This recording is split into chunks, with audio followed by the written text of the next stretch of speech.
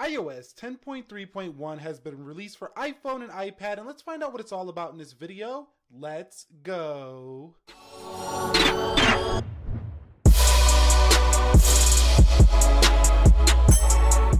So what is up, guys? This is Nick here from Everything Tech, help you to master your technology, and welcome to this iOS 10.3.1 review video. Now this is going to be a very short video because we have a very short update here. So if you know, Apple just released iOS 10.3, brought the new Apple file system, Find My AirPods, and a bunch more. But in this video, we're going to take a look at 10.3.1. It includes some bug fixes and some major security improvements, which is why I would recommend you go ahead and do this. Now I'm showing you this example here for the iPhone 7 Plus, but you might have an iPhone 6S, a 6S Plus, an SE, whatever. Any device that runs 10 can run this, so iOS 10. So let's go ahead and hit download and install. And this should install very quickly here. So we're going to go ahead and let that update, and let's talk about what comes with iOS 10.3.1 here. So this is basically a security and bug fix. So this is available if you have an iPhone 5 or and above, iPad 4th generation and higher. And it does also support for the iPod Touch 6th generation, so the last model they ever made.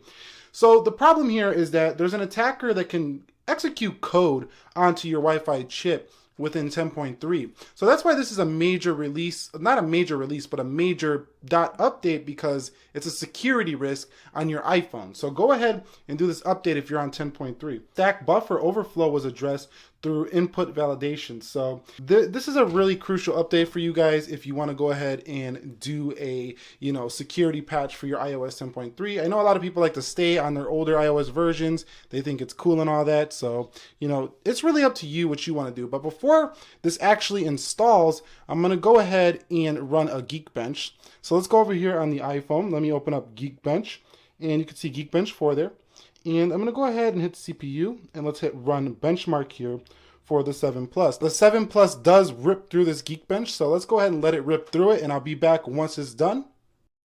Alright, so for iOS 10.3, you can see it does get a score of 3347 on a single core and 5959 on the multi-core score, so pretty beast numbers here on 10.3. But let's go back and let's go ahead and install it now, actually install the update.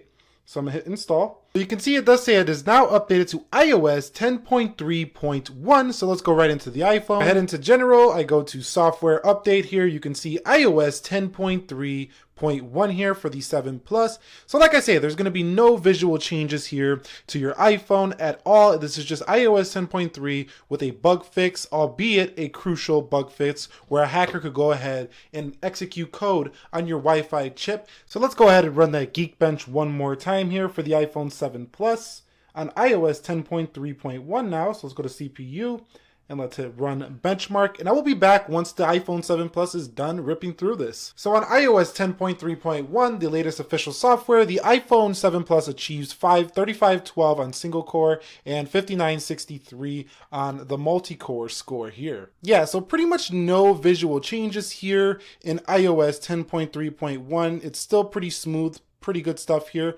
It's just a crucial security update. So if you haven't updated already, I do recommend you go ahead and do it. If you're coming from 9.3, 9.3.5, iOS 10, 10.1, 10.1.2, any of those softwares, you might want to go ahead and update to iOS 10.3. But before you do that,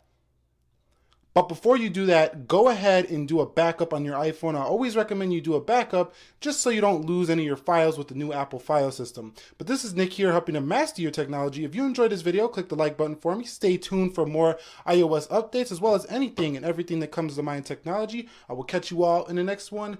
Be sure to be well and peace.